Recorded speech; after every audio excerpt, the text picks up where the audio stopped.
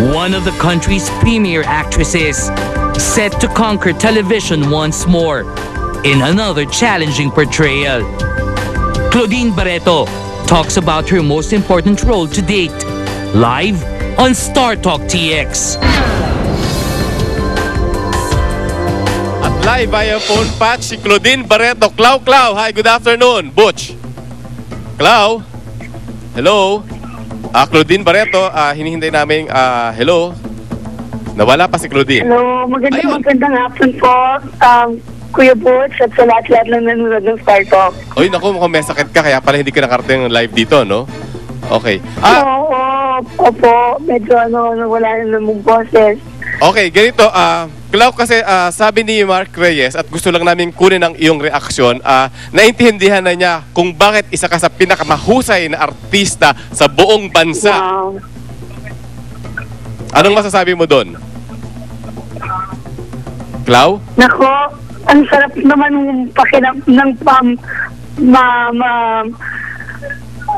pakiramdam na marinig yun sa galing kay Direk Mark. It's really an honor and a privilege to be working with Direk Mark Reyes and Clau? alam ko na sobra naman talaga akong nag-i-enjoy na makatrabaho din siya. Salamat talaga. Anyway, and we are so grateful that meron kang Christmas special dito sa GMA.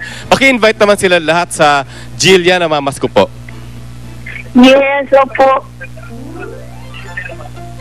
Opo, sa Monday na po, sa lahat po nanonood, sa lahat po nanonood ng Star Talk, sa Monday na po, showing ang Jillian na mamas ko po.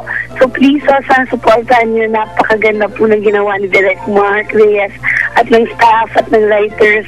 At talagang may puso talaga ang storya. At magugustuhan ninyo. Anyway, maraming salamat. Claudine, ako magpahinga ka na, talaga masama ang boses mo talaga. Anyway, please come back again when you're better.